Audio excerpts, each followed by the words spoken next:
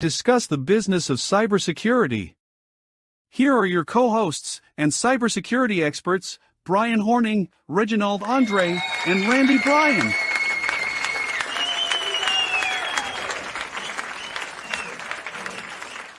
What's up, everybody? Welcome to another edition of the Security Squawk podcast.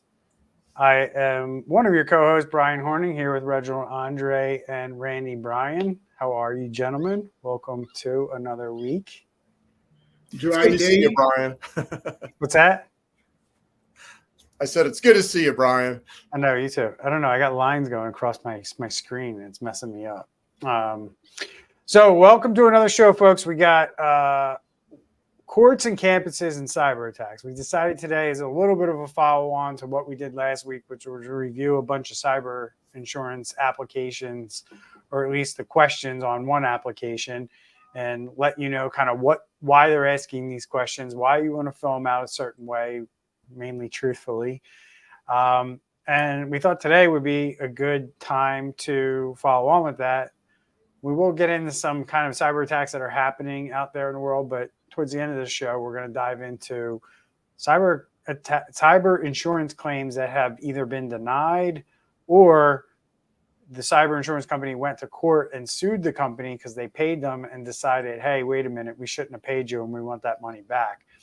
So we're going to bring up and cite on the show today some of those examples and deep dive into those and explain to you why they happened and what you need to be aware of so those types of things don't happen to you. Before we do, I'll let Andre talk to everybody about why we do the show for free and what we ask for a fee in return for that. We do this show to get out the information. I believe it's probably going on 3 years now that we've been consistent, only missed about 3 in the last 3 years. And we feel that it's really important that you as a business owner know about the different security aspects that you should be taking for your business, so that as we talk about these articles and cases, so you don't have to go through this, because it's not only about dealing with the remediation and the incident response, but now you're going to see stuff that's been dragging on for years, and it's just a headache that you shouldn't have to deal with. So it's free, so that you can apply it. And then, if you have any issues or questions, reach out to any one of us and we'll be more than happy to help. Yep. Thank you so much, Andre. And today, folks, we're going to start off with, there's a lot of different ones out there. And a couple interesting things that we want to point out as we were researching for the show is, one, man, they bury these deep, these articles about this stuff deep. And as I was commenting to you guys in the green room, and I feel like, part of it, as I was reading through it, I'm like, this cyber insurance product, there's really two different products at the end of the day. There's the product for really big companies that if they got hit would cost these insurance companies a tremendous amount of money. And then kind of like everybody else, right?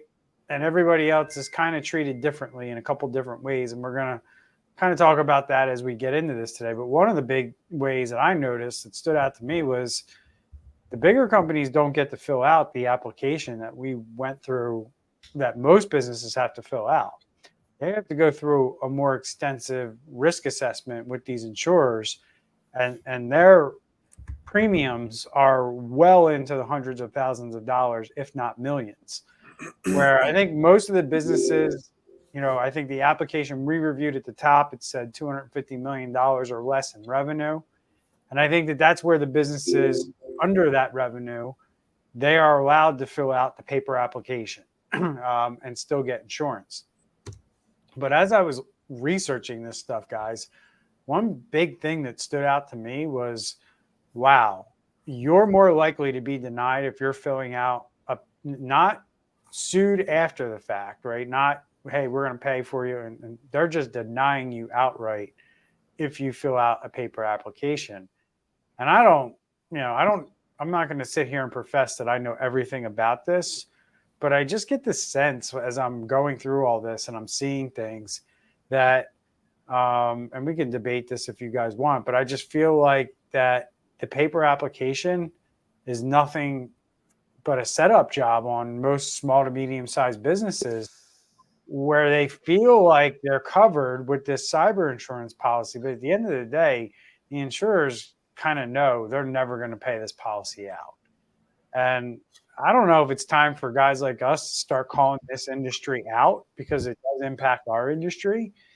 But the reality of it is that we could really be living in a time and place where the cyber insurers have figured out we can make a lot of money off this product as long as we don't have to pay out claims, which is exactly what I go through with my pet insurance. And most people, I think there's two types of insurances right now that I think most people avoid like the plague: pet insurance and extended car warranties, right? And I'm thinking cyber insurance is right up there with those two products in my mind. Thoughts, guys? I don't really know anything about either one of those two you just mentioned, extended car warranties or pet insurance. I mean, I have a Toyota extended car warranty, but that's from Toyota, from the factory. So right, it's different. You can go and buy, there's one, I hear the commercial all the time. I don't remember, but you can buy, car warranty where you pay, 100, 200, 300 a month. I don't know what the cost is. And if something happens to your car and it's covered under the policy, and just like pet insurance, you pay a small amount of money, right? And it's got to be something serious that your pet or your car experiences in order for it to be covered, right? So, if your dog, gets a little skin infection and its hair starts falling out, probably not going to be covered. Right? If your dog gets hit by a car and needs major surgery because it broke bones in its body and stuff like that, probably going to be covered. Right? In the same sense, if you have car warranty insurance, or a car warranty or a third party warranty on your car, oil changes and tire rotations aren't going to be covered. Right? But if your engine blows up, probably going to be covered. Right? That's kind of how it works. Right? So, I just think it's not the same game with cyber insurance. I think cyber insurers are like, hey, let's throw this application in front of them with like 50 questions on it, and let's hope they answer one of them not right so we can deny their claim. Wow. That's what I think is going on out there. So yeah, exactly. That's exactly what happens here in South Florida. We technically, our roofs are supposed to be maintained, and then now a claim comes. And one of the things the insurance company was going to say is, well, show us proof that you had a professional licensed and insured roofer maintain your roof the last 10 years. And it's like, come on, really? The hurricane just passed. It's obvious it damaged it. And then now they settle with you for, pennies on the dollar. So, I mean, that's kind of the gist of what we're going to talk about today. And we're going to jump into those things. But before we do, guys, I mean, I kind of want to jump into this University of Michigan attack real quick. We keep talking about K through 12 and universities. And you guys have brought up an article here for University of Michigan, and they shut down their network after a cyber attack. One of the largest universities in the country is basically shut everything down. So I don't know if one of you wants to take this. Do you have any insight on this, Randy? No, not top of my head. All right, so let's just go through and read it together then, because this is a big deal. I mean, this is a big school, big football program.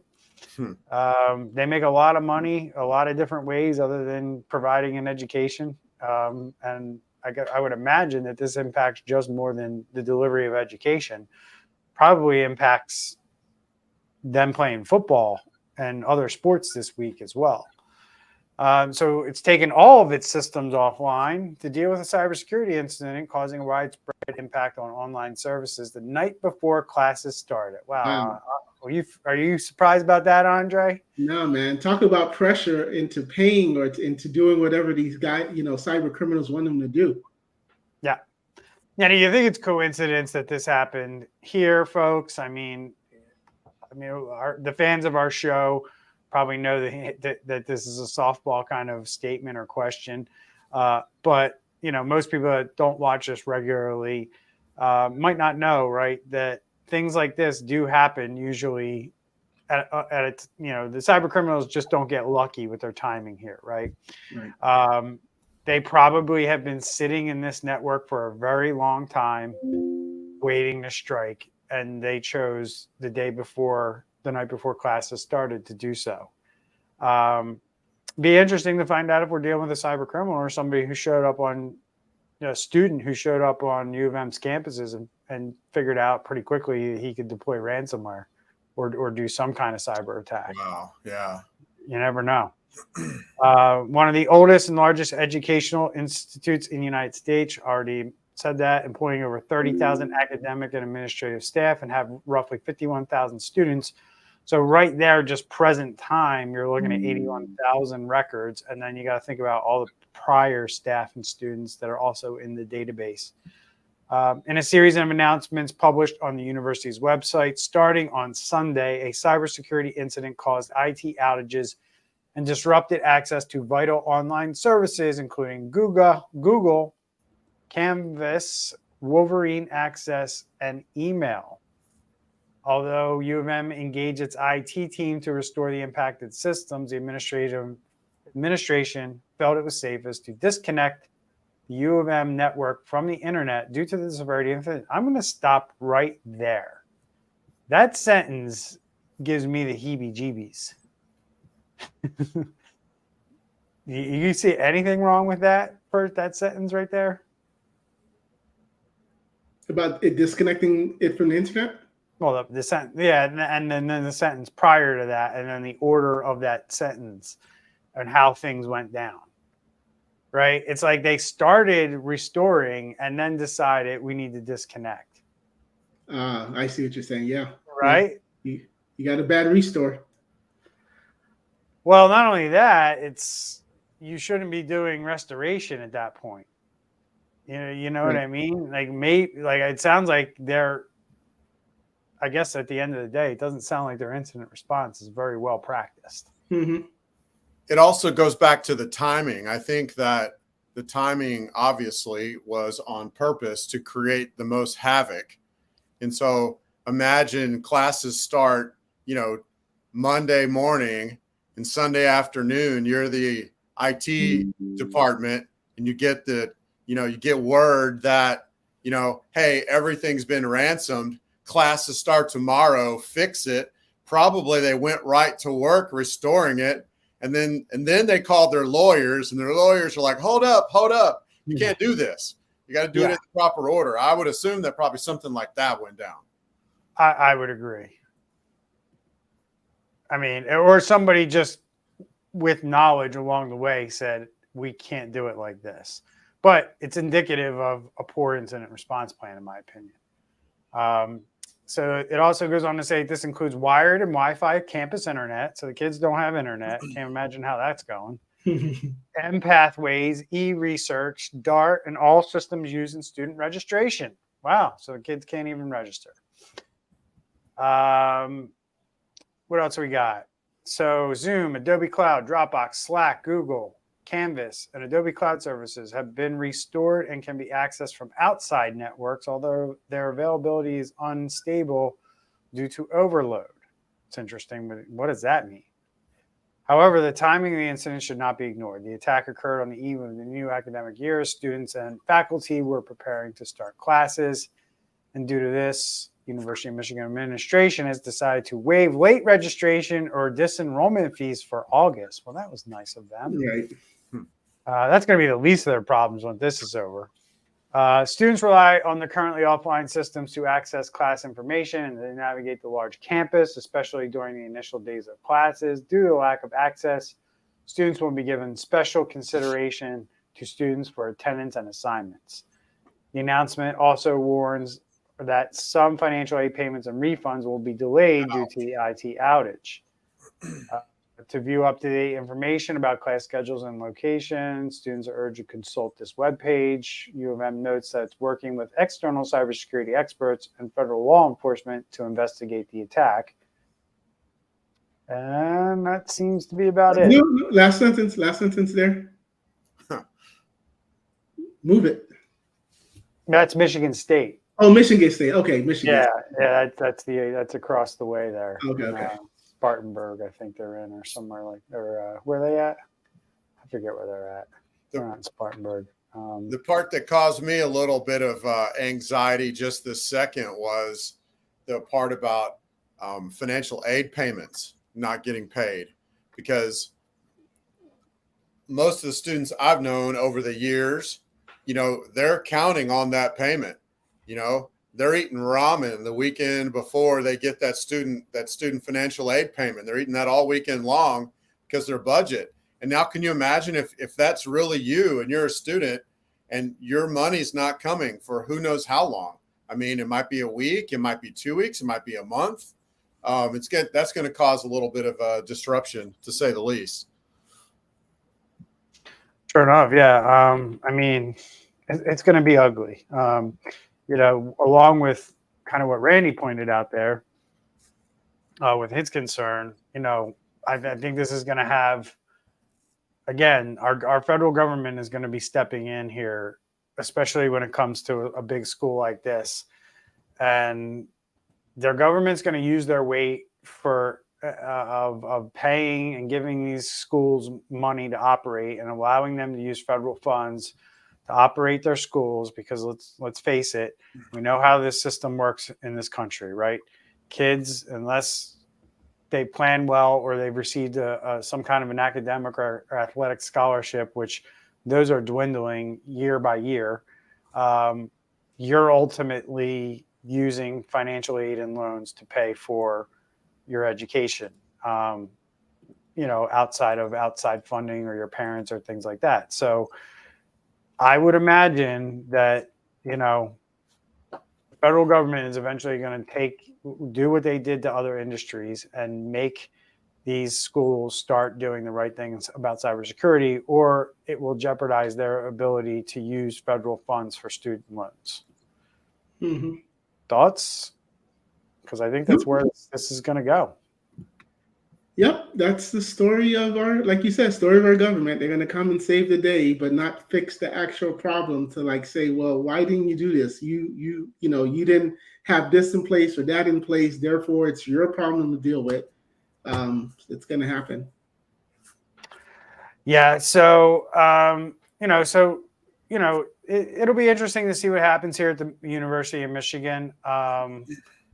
We'll definitely keep everybody updated. It just happened, in the last 24 hours. So next show, we'll probably talk about it and go into it. So you guys want to take some viewer questions, or do you want to go into the cyber insurance application? Yeah. Let's go for the viewers. All right. So people for the people. Yep. So question comes in from Victory. And she asked, what is the benefit of an incident? I guess she meant response plan. She put report plan. And how do you create one? I think that's a good question. So why don't we talk about some benefits first of an incident response plan, and then we'll tackle the second half of that question. So one of you guys start. I got to do something on my computer here. Sure. So again, being in South Florida, I'm going to go ahead and give the analogy of a hurricane. And you have a hurricane coming. That's not the time to plan. Where can I buy wood? Where can I buy shutters? Yep. Where can I go to this local supermarket to get water and goods and so forth like that?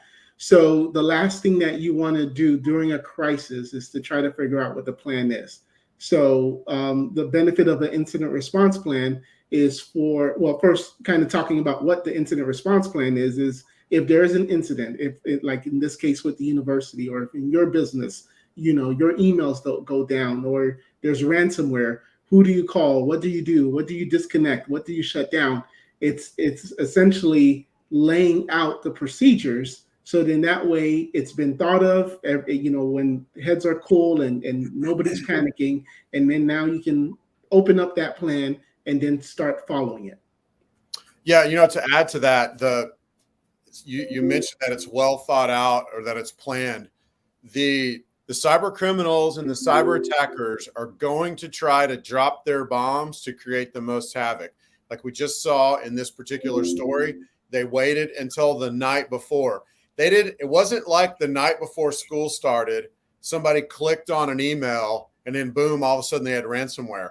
This probably started sometime in the summer, sometime maybe in the late spring. They've been in their systems a while.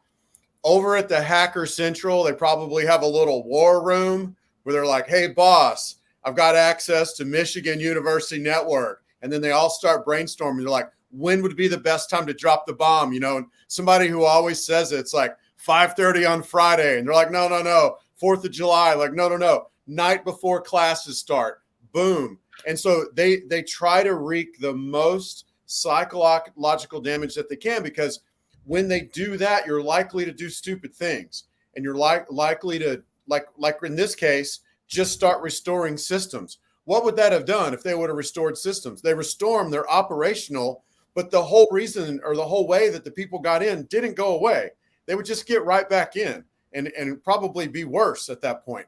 So the whole idea then there is to give you a plan that's succinct, that's to the point, that doesn't require emotion, that tells you what to do. You know, you open up the blue book, first thing it says, call the disconnect from the internet, which these guys had to have 5 meetings to figure out, apparently. Exactly. Tells you who to call, tells you what to say, and all that jazz. So yeah, Right. it's I would say that would be the main benefit. How do you go about creating one, y'all? Well, let me go back to kind of echoing what you said about the benefit, right? The biggest benefit is time, right? It's the amount of time it takes you to respond. And as you can see in the example we shared with the University of Michigan, it took them a minute to even make this decision, which if the incident response plan was there and practiced, that decision would have already been laid out in the plan, right? So it would have been like probably one of the first things you do is remove internet access, right? When there's some kind of an event going on, so you can investigate. The fact that it even had to go to administrators, for their approval in the middle of the event is a problem for me, because that shows me that there's lack of a plan being in place and ahead of time. So these are the things that when we look at stories and we read them as experts, we can dissect what's being said, assuming that the reporter reflected what was told to them correctly. We have no control over that. But if a reporter writes in a story that this is kind of how it went down, we're reading that and we're interpreting that to see okay, that's indicative of somebody with a good incident response plan. Or what we see with the University of Michigan, they may have had one, but how well was it practiced? Who knew it well enough to, be able to execute on it properly? Sounds like they had to go to some higher ups to get to some authorization. And in the middle of the night, you don't want to have to get a hold of, an administrator for a school, because at 2:00 in the morning, they're probably sound asleep, and it's probably going to take you a while to get a hold of them. Right. So put yourself in the IT. Let's just say they have a 24/7 help desk, right? Yep. And now it's 2 a.m. IT guy just realized this, and now he has to make that decision. Do I shut down the entire school system, and in 5 hours this whole place is going to be packed, or do I go up the chain? So I think that's probably, I'm not going to say think, but that could be something where he was in a very difficult situation, and that, like you said, that plan wasn't saying you will not get in trouble by following these rules. Yep.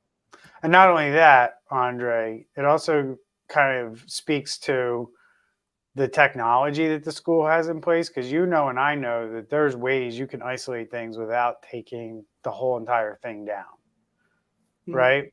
And they clearly don't have that in place, right? So that alone kind of makes you wonder, right? Because an incident response plan will reveal this stuff to you guys, right?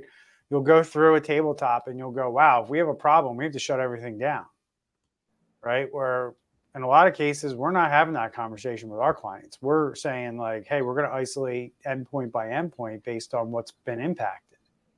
And we have the ability to do that, right? But if you don't have the ability to do that, then you got to pull the plug on the whole internet. And these are things that I see, right? So response plans, and then once you have the plan, doing the tabletops and working through those exercises, so you understand what you're up against should you be facing an event. Those are the types of things that are being revealed. Like, if somebody knew high up, like, you mean if we have a problem, we have to take our whole entire everything offline. Maybe we should look at investing in something that doesn't require that much of a drastic response to something like that, especially a school of this size. I mean, Right. if we're talking about a small community college, the things I'm talking about might not make a lot of sense. But, like we talk about all the time, you don't want the college dorm to be able to take down the whole entire campus. And we may find out that that's what happened at the University of Michigan. So we'll keep you updated and we'll let you know. So going on to how do you create one? Wow. Does anybody want to start, or you want me to start? Go for it.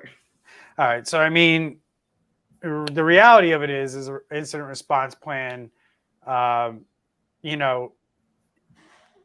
way that we create them is we do it by surveying the business, right? We survey the business from the aspect of, and it really depends on the size of the business, how we approach this. Smaller businesses, we can kind of do this maybe like in one or two shots, where a larger business that has multiple departments and multiple layers, we have to conduct several interviews or, go through a process of querying that department on what their critical assets are and what they need to run every day. Right. So the whole idea of the incident response plan is to mitigate the blast radius from an event. Right. So we want to shrink things down. We want to shrink things down to a point where the blast radius can't impact other departments. So if one department's impacted, another department, we're trying to like shield that. But a lot of businesses aren't mature enough for that yet. So, but you still have to evaluate things on a department by department basis or a function by function basis, right? So it really is, with an incident response plan, the easiest way to go about it, in my opinion, is first you have to identify, right? You have to identify your critical assets. What's the data? What's the software and what's the hardware that you need to protect so your business can run, right? There's systems in your company that you need so your employees can work every day. You need to identify what those are. Once you have those identified, those are your critical assets. Those are the things you need to be concerned with protecting. As your business matures around this stuff, you can start looking at things like not critical assets, and including those as part of your plan. But at the end of the day, the name of the game is to make sure that business isn't impacted, so that employees don't. So the whole idea of the incident response plan is to make sure the business runs so employees aren't impacted and customers don't notice. If you can achieve those two things in your incident response plan, you're winning, right? And that's where most companies get it wrong. They usually get something wrong where employees are impacted and they can't produce, or customers notice, and then they start to get pissed off and ask questions. Yeah. So go ahead. And a lot of times, you think about the computers and the servers and the data, but we've seen incidents with payroll. We've seen incidents with telephone systems. So yes, you're looking at that broader picture, but you have to think of every single operation in your business. Yep.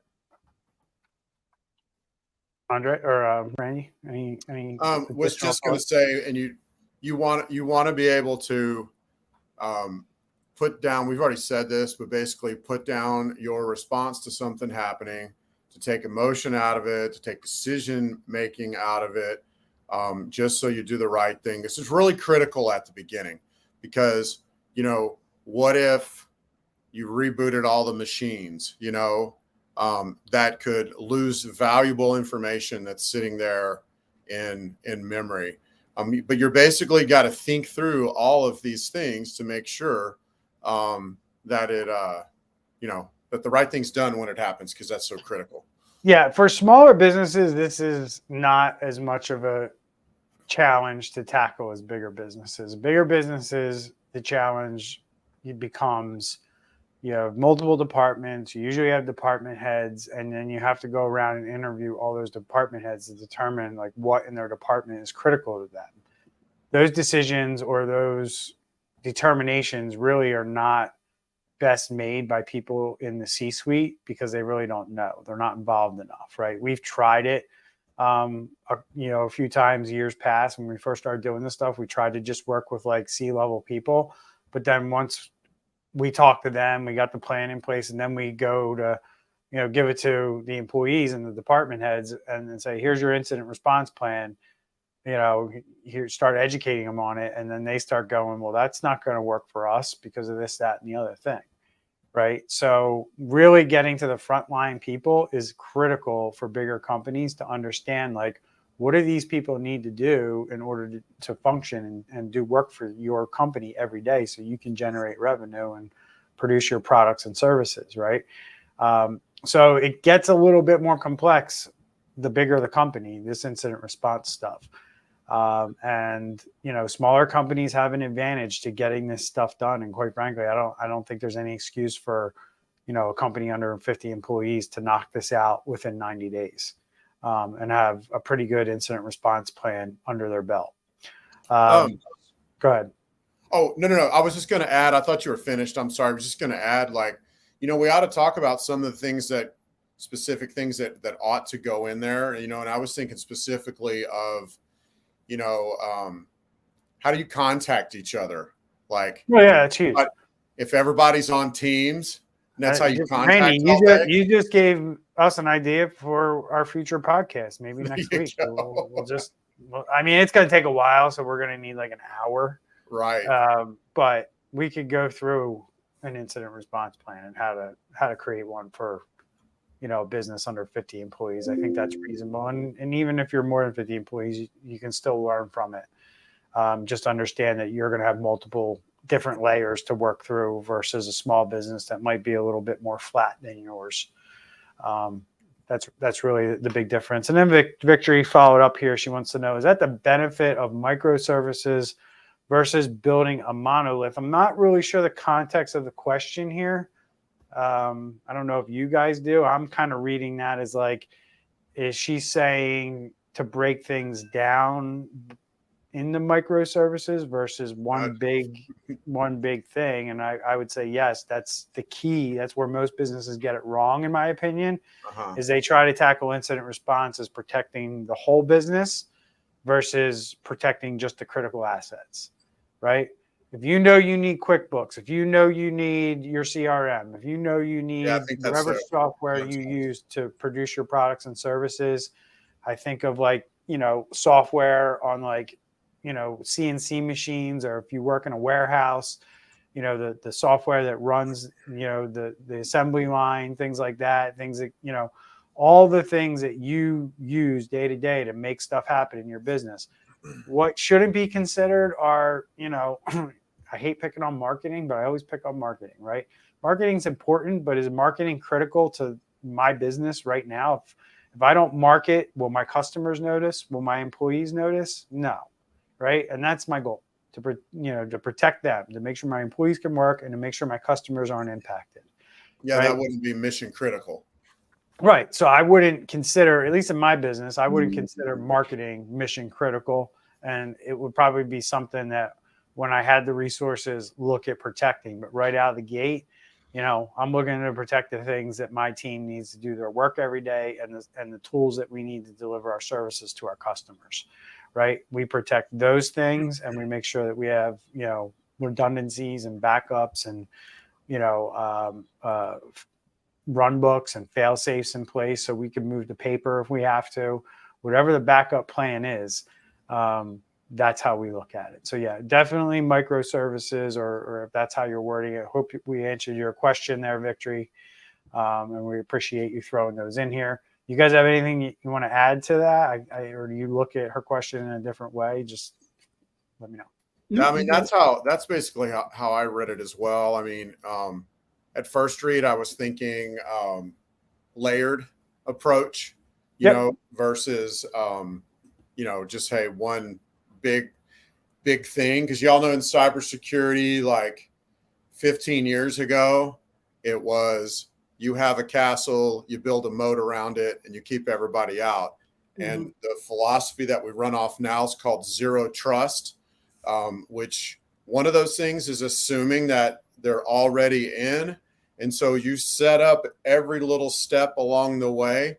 You set up a roadblock basically to them where things are layered, where you don't have all the keys to the kingdom in one place. You just make it difficult to get around in your system. And if you're ingesting all of the data of everything going on, we call it telemetry. If you're ingesting that data and you got AI looking over it, you're more likely to catch them if you've got little bitty roadblocks set up everywhere, all inside it, instead of this giant moat around the outside. But, I don't know if that's what she was meaning at that point, though. Yes. Hopefully we answered her question. If we didn't, throw up another one, Victory. We'd be happy to answer it. But she did give us a great idea for a future show. So boom. She did. That's what our audience does for us. I mean, that's why if they ask questions and they put comments, we come up with more content. That's how this works. That's why we ask you to comment and share the show. There you go. That's great. So we'll wrap up quickly here. Can you go 4 more minutes, Randy? Mm-hmm. All right. So we'll wrap up quickly here just to kind of go into, and I'm going to kind of go rapid fire here with these cyber insurance examples of claim denials. This is a good article on avoiding the most common cyber insurance claim denials. And we'll kind of blow through these. I'm not going to spend a lot of time talking about them. If anybody has any questions about anything we cover, just throw them in the comments and we will answer them. Victory said that we did answer it. So good job, guys. Often referred to as negligence or failure to follow, failure to maintain. Some carriers contain within their policy language a specific exclusion which precludes coverage for claims arising from the insured's failure to maintain minimum adequate security standards. And I read this, right? And I kind of was like, oh, well, somebody could look at that and just go, we filled out the application and we got our coverage, so we're good, right? But you guys know, and I know, 5 minutes after they submit that application, shit changes on their network, right? And that's what this failure to maintain is where a lot of businesses get caught up, is because throughout the year, stuff changes on your network, right? And I'll go back to what I said at the beginning. They're using these applications to deny you, right? It's not even like they're using these applications to then pay you and then come back at you and countersue you later for, claims that for paying out a claim they don't think they should have paid. The reality of it is that they're just denying based on what they find when they come in, based on your answers in the cyber insurance application. And I think that they have enough data to know now that businesses aren't good enough with keeping up with change in their organization through an entire year to know that if they let that go 3, 6, 9 months, there's going to be enough changes on that network to where this is why it's at the top of the list for this attorney who wrote this blog. Go ahead, Randy. Oh, I was just going to say, this is really interesting. And, it almost sounds like, Brian, like you are making a case that this is intentional. And I really hope that you're wrong. No, I'm right. You're right. But this is so true. Whenever you fill out these applications, one, what you fill out has to be true right then and there. 2, it has to stay true going forward. So it's not just a one and done. And then 3, you got to do best case practices regardless of what the application says. So if you turn on MFA at all your cloud providers, okay, great. You checked off that box. But if you're not patching your systems, if you're not, if you don't have control of what's going on in your network, you mentioned that earlier, the identify part. Man, if you're not doing those basic things, you're going to get a failure to maintain, or you're going to get a neglect, basically something along the lines of gross negligence. Just like if you went out and drank a bottle of tequila, then started trying to drive and then smashed into a tree and then said, hey, insurance company, pay up. They're not going to pay you. That's gross negligence. That's not their fault that you did that. They shouldn't have to pay for things like that. And that's what they're trying to do here, basically. Yeah, I love the word reasonable because, reasonable can be like kind of going back to what you're saying, Randy. Reasonable can be like, okay, you didn't have a computer 100% patch because it was a week and you want to test to make sure there's no bugs. But if that one MFA account, for whatever reason, your tech was working on something, they needed to turn it off, they forgot, no audits are being done, no alerts are being done, and that's how they get in. Boom, that's it. Thanks for paying that premium, but we're not going to give you anything. I mean, you're not going to refund your premiums either. Because this article, we're familiar with the cottage health situation, and that was human error that contributed to that event. But it was determined that the hospital lacked controls to determine if somebody changed something along the way that caused the problem. And because of that, they didn't get they got sued by their shareholders in a class action lawsuit. That was the end result. So like this stuff is happening. I mean, it's happening all over the place in terms of like companies that think they're doing one thing or they think they're doing it all the time, and they find out throughout the course of time in the year or in the interim of the policy that things changed. Now they're not in compliance, and they didn't have the tools to detect when those things changed. And as a result, these insurance companies are not paying out. I'm going to skip over PC. Uh-oh.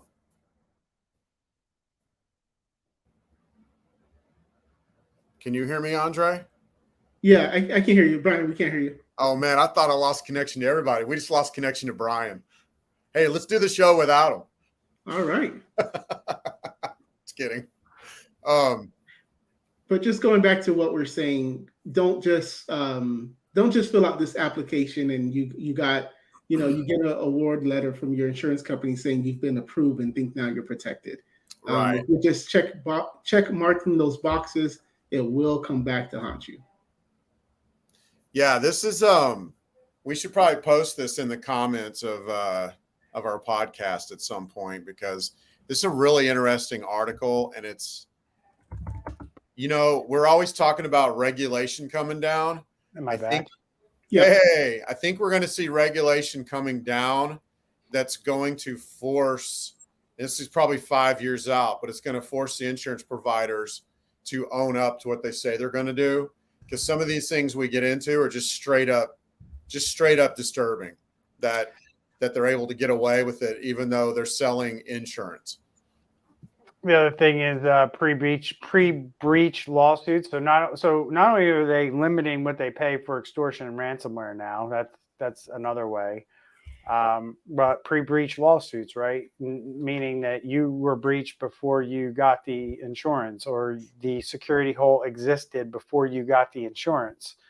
So if they can prove that, right? So let's talk about, what we talk about a lot on this show, 0 day, right? When 0 day and patches come out, if something came out in March of 2022 and I got a policy in June of 2023, right? And I get exploited by an exploit that's been known since June of 2022, the insurance companies are turning around going, they had that on their network prior to our policy being into effect. They signed something that said that they took care of all vulnerabilities when the policy started.